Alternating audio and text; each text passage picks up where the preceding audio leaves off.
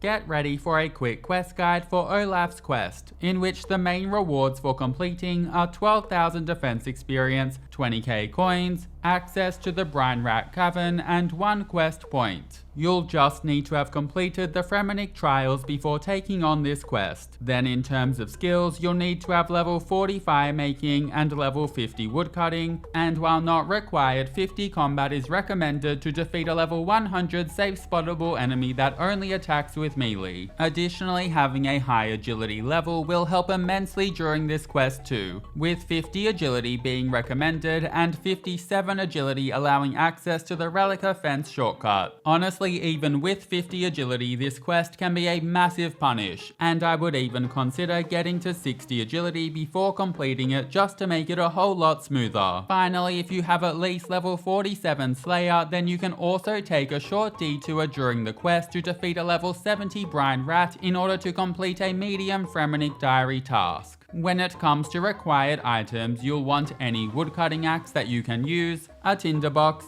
a spade, and 10 empty inventory spaces. Then for recommended items, you'll want a weapon, a mix of melee defensive armor and weight reducing armor, and some food to help with killing some level 40 Fremennik skeletons and taking on the end boss fight. I strongly recommend summer pies for food, as eating them will temporarily boost your agility by 5 levels, and trust me when I say that you want your agility level boosted for this quest. If you're not bringing summer pies, then consider taking an agility potion instead. Now, because there's a high chance that you'll need to do lots of running, I'd also suggest bringing along 3 stamina potions as well. When it comes to teleports, know that they're by no means essential but will save you a little bit of time. You'll want 1 teleport to Relleka, such as a teleport to your house provided that it's located in Relleka, or a Relleka teleport that can be made using a scroll of redirection from the Nightmare Zone on a house teleport. Alternatively, you can also use your Fremennik Sea Boots teleport if you have them. Finally, you'll want to teleport back to Olaf. Using any teleport to a fairy ring before then using the DKS code is the best option if you've completed a Fairy Tale Part 2. The second best option is to run back while using the 57 agility shortcut, and the third is to use another Relleka house teleport before running the rest of the way. If you're using fairy rings, then don't forget your drum and staff and your teleport to a fairy ring such as a Salve Graveyard teleport. Now you can begin this quest northeast of Relleka, just west of the DKS Fairy Ring, and here you'll find Olaf hanging out by a fire. To start, talk to Olaf, and following a long chat, select yes to officially begin the quest before continuing through the chat. After the chat finishes, go a little east up the snowy mountain whereby you'll find a windswept tree. Choose to chop it to obtain some logs from it, and once you have the logs, head west back down the mountain to Olaf and talk to him.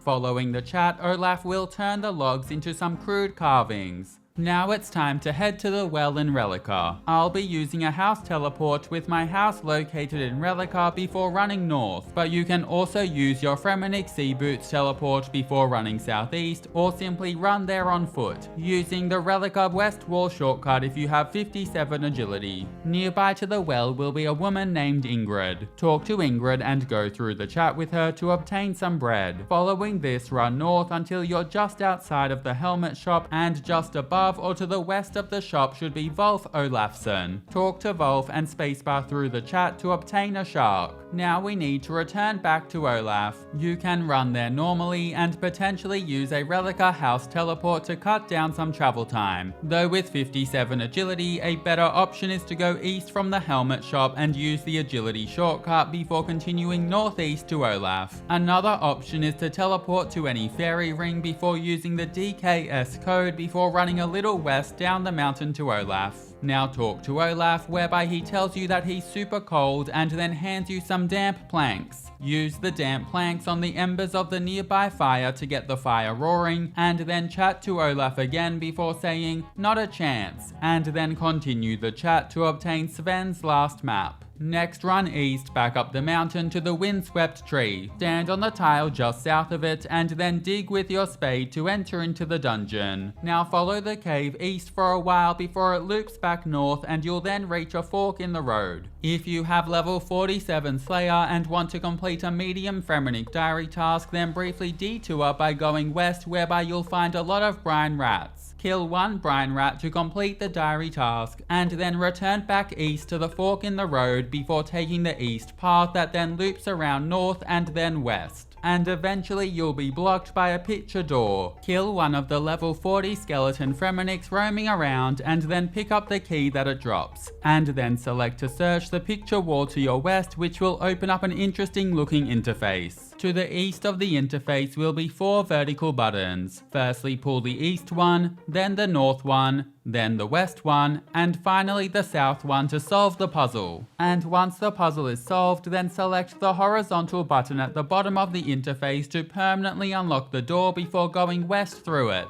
Follow the path, and as you enter an open area, pick up 6 ropes from the rope spawn along the western wall. Once you have 6 ropes, then a little to your east will be some rotten barrels. Take 2 of these rotten barrels. Now this is the point in the quest where you might start hating your life. Run northeast, whereby you'll see a very crude and broken bridge. Stepping on each tile of this bridge triggers a chance for you to fall off, be teleported back outside the cave a tad north of Olaf, and then you'll need to make your way back to the windswept tree before digging in front of it and running the ridiculously long way back through the cave to the bridge.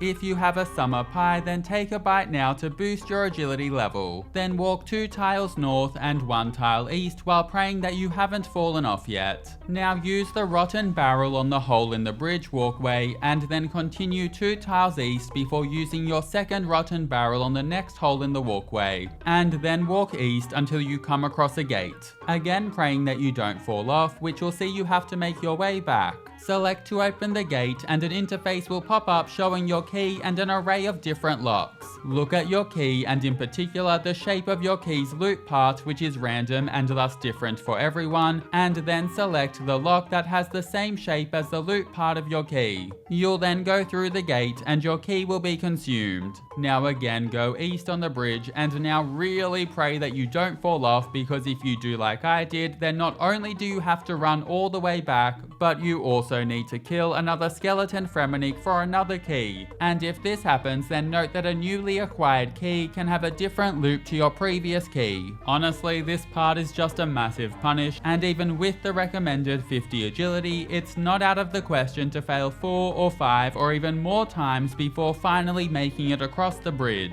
For context here, I failed twice in my efforts to get across, and that was with 66 agility and a summer pie boost. So yeah, it can be rather frustrating, and it adds a lot of semi-mindless running to the quest. Once you're eventually across, turn your attention to the large old ship in the middle of the area, and inside of it to the north will be a chest. Get into position in front of the chest, and then prepare yourself for a fight with the level 100 enemy before then selecting to open the chest. After trying to open it, Ulfric will rise up from the grave nearby and come attack you. If you want to safe spot Ulfric, simply run around his grave, whereby the dirt will block him, and you can very easily defeat him from afar. Of course, you can also just use Protect from melee and hit him a few times as well. Overall, it's a pretty easy and straightforward fight. After Ulfric is defeated, make your way back to the chest before opening it. And then bam, quest complete. You'll be awarded 12,000 defense experience,